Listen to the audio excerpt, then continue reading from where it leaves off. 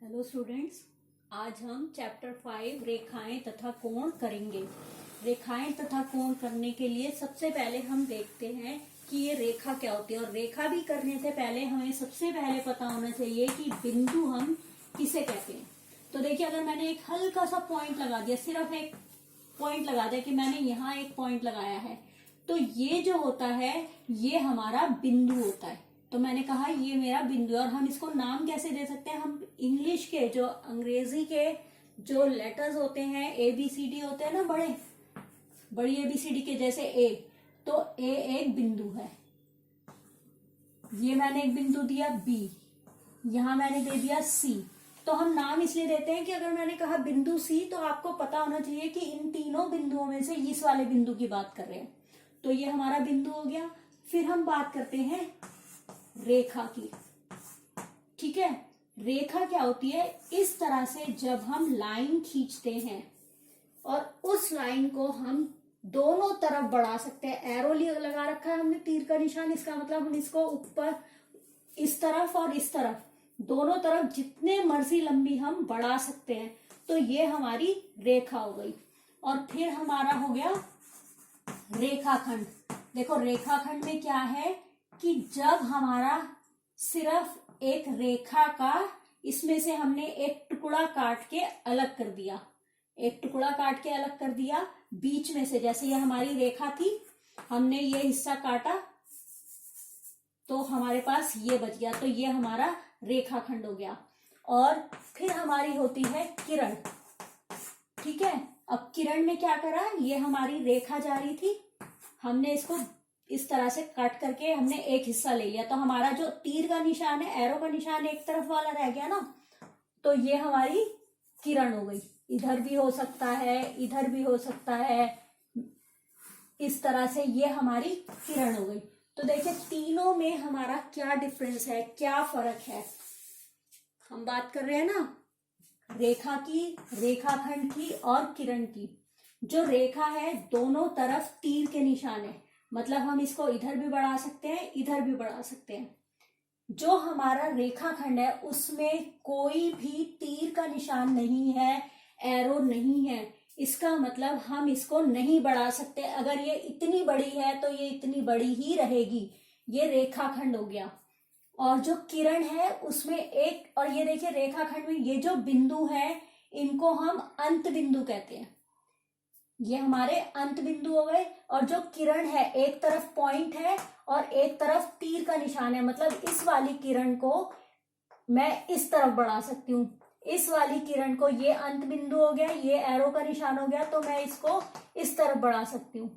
इस किरण को इस तरफ नहीं बढ़ा सकती क्योंकि यहाँ पर अंत बिंदु है, इधर एरो है, तो इसका मतलब हम इसे आगे बढ़ा सकते हैं। तो तीनों में हमें डिफरेंस पता चल गया। और देखो, हम नाम कैसे देते हैं, हम क्या करते हैं, जैसे मैंने यहाँ पर बड़े ABCD वाले लेटर्स लिख दिए, A और B, तो हम कहते हैं AB एक रेखा है, तो हम इस तरह से इसका नाम लिखते हैं, रेखा AB। अब यहाँ पर इसको मैं दे सकती हूँ LM, तो मैं क्या कर सकती हूँ, जो LM है वो एक रेखाखंड है।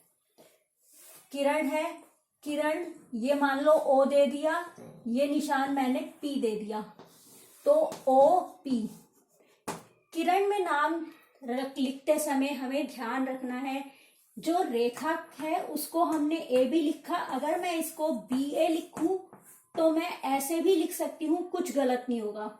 इस रेखाखंड के लिए मैंने LM लिखा, इसको मैं ML भी लिखूं तो कुछ फर्क नहीं पड़ता। लेकिन जो किरण होती है उसमें नाम लिखते वक्त जो अंत बिंदु होता है उसको पहले लिखते हैं और जहां पर एरो होता है उसको बाद में लिखते हैं। तो ये हमारी किरण OP हो गई, तो और ऊपर ये हमारा किरण का निशान हो गया।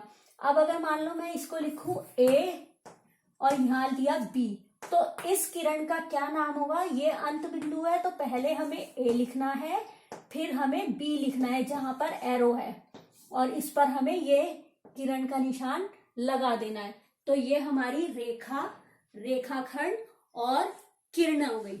अब हम इससे रिलेटेड देखते हैं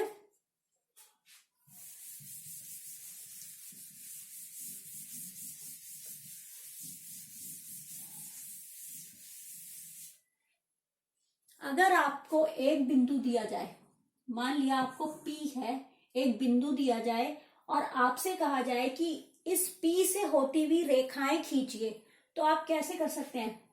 आप P से होती हुई, एक बच्चा ऐसे रेखा खींच देगा, दूसरा बच्चा आया, उसने ऐसे एक रेखा खींच दी, तीसरे ने ऐसे खींच दी, ठीक है ना।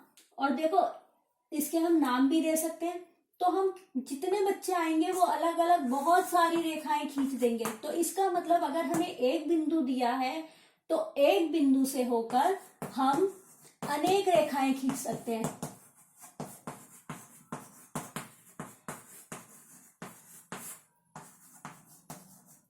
एक बिंदु से होकर अनेक रेखाएं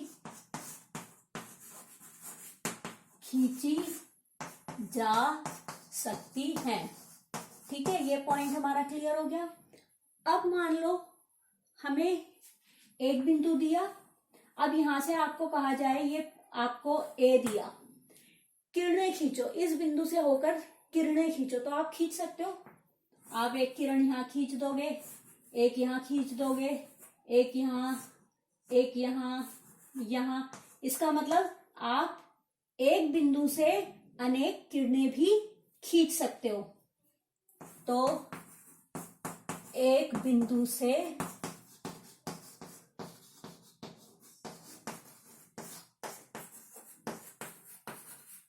अनेक किरणें खींची जा सकती हैं। ठीक है, अभी तो हमें एक बिंदु दिया गया था। अब हम बात करते हैं कि अगर हमें दो बिंदु दिए जाए,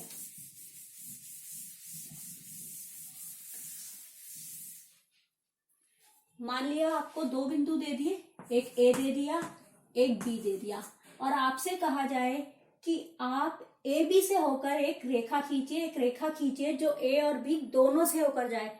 तो आप कैसे खींचोगे? आप ऐसे इस तरह से खींचोगे ना, इस तरह से आप एक रेखा खींचोगे जो ए से भी होकर जाए और बी से भी। इसके अलावा आप जो भी रेखा खींचोगे, मान लो अगर आप ऐसे खींचोगे तो क्या हुआ, वो रेखा बी से होकर जा रही है लेकिन ए से होकर नहीं जा रही।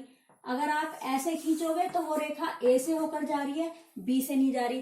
तो इसका मतलब सिर्फ हमारे पास एक रेखा ऐसी है जो ए और बी दोनों से होकर जा रही है। तो इसका मतलब अगर हमारे पास दो बिंदु दिए हैं तो उनसे होकर हम सिर्फ एक रेखा खींच सकते हैं।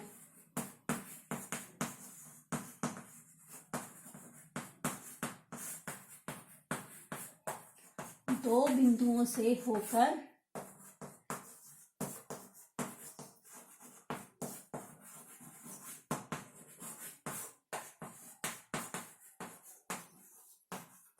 एक रेखा खींची जा सकती है।